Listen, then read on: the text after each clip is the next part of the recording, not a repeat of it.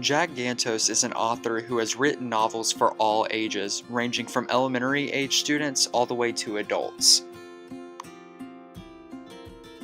Jack was born in Mount Pleasant, Pennsylvania on July 2, 1951. Jack was raised in Norvelt, Pennsylvania until the age of 7. While in Pennsylvania, Jack was put into the Bluebird reading group in school, which he later learned was the group for slow readers in each grade. To this day, he still prefers to be called a Bluebird instead of a slow reader.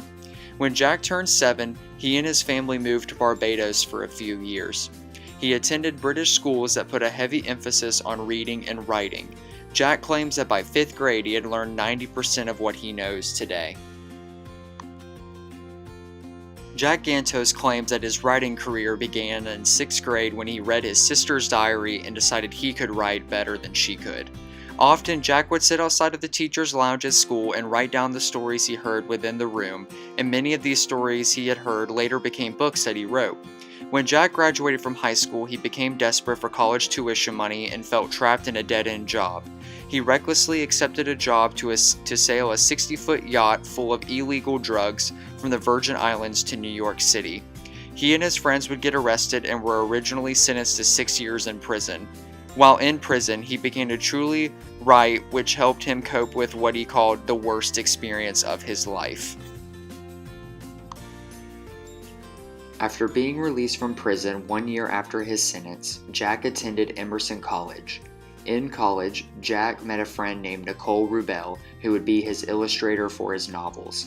In 1976, Jack published his first book entitled Rotten Ralph. However, the book that he is most known for is Dead End in Norvelt, in which he won the Newbery Medal in 2012. Here is a video where Gantos explains the experience and the trials and tribulations that came with trying to write his first novel. He went, like that line, like that line, like that line, get rid of the rest. I'd keep these lines, write a new one. I must have done that 50 times. I swear it took the whole summer. I would just rewrite furiously every night. And, finally at the end of the summer, he said, you know what, I think you need a contract for this. And we finally got a contract for it. And boy, that was the first book. And I remember I was standing in Park Street in Boston, right by the Boston Common, which I walk by that way every day on my way to the library. And I look at that spot on the street where I was just like dancing in the middle of the street, jumping up and down. And it still feels that good every time I see it. That all that hard work, all that revision, all that thinking, all that goal chasing, was totally, totally worth it.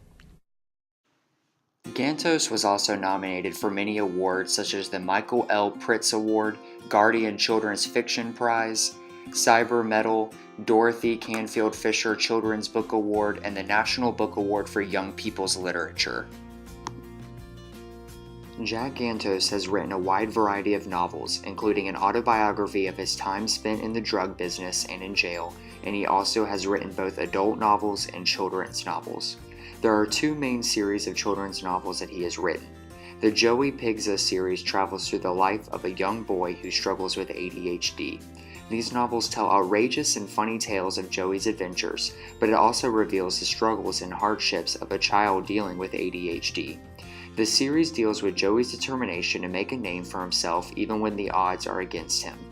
The Norvelt books are some of Gantos' best work. In these books, Jack Gantos writes about himself as a child, but adds fictional stories and characteristics to his time spent in Norvelt, Pennsylvania. Another series that Jack Gantos wrote are the Jack Henry adventures. Jack Henry goes through many of the same challenges that Jack Gantos went through in his childhood, but there are some fictional elements to this series as well. These children's novel series travel through crazy adventures of ordinary children. Many of Jack's novels take on different events and characteristics of his childhood, but add fabricated stories within the factual events that occurred. Overall, Jack Gantos' novels reach out to all types of children no matter their experiences. Jack Gantos has his own website, jackgantos.com, where you can look at different books he has written, whether that be series or just individual novels. You can look at his biography with a little bit of twist that he's written in his own biography. You can see what he's appeared on, different news and events around his life, and much other resources to look at through his website. The link to his website is in the bio under this YouTube video. Arguably the most well-known book written by Jack Gantos is Dead End in Norvelt, which was the book in which he won the Newbery Medal. In this story, a young boy named Jack Gantos is grounded for the summer after shooting his father's Japanese sniper rifle. As punishment, his mom forces him to work for his elderly neighbor Ms. Volker. His job is to write the obituaries for the town's newspaper. How fun is that? However, his summer ends up being anything but dull, as writing the obituaries sends him on an adventure of a lifetime. Through writing the obituaries, he becomes fully engrossed in mysteries, murders, and stolen vehicles. The book is recommended for kids ages 12 and up due to some of the intense content and plot message. Students in the 5th grade who are advanced in their reading comprehension would be challenged and engaged by this book. The reading level is around a 6.4, so the novel would be a very difficult read for any students below the 5th grade. Some other teacher tips that I might give when using some of Jack Gantos' work, such as Dead End in Norvelt, is to definitely focus on vocabulary within language arts.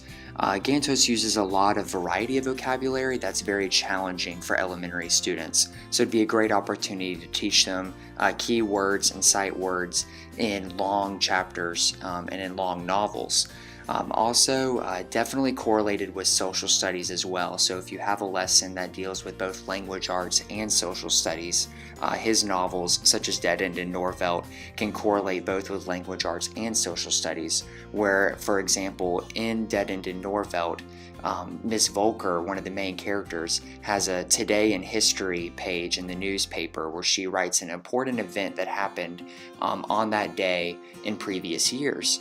And so students can learn what that means and to write their own Today in History column for social studies, but it also they can learn grammatical structure, sentence structure, and punctuation and stuff like that when writing these newspaper articles. And so these are just some examples of how you can use Jack Gantos' work in your classroom. But then again, I recommend it for 5th grade students only, because a lot of his novels can be very challenging for any students under the age of 12. Overall, Jack Gantos' life and experiences have been interesting and adventurous, which is reflected in his novels. I chose to study this author because I was unfamiliar with his work and wanted to see if some of his books can be incorporated into my future classroom. Many of the novels that I am familiar with are considered to be older novels now, so I thought that studying an author who came into the spotlight recently would be a great way to broaden my horizon.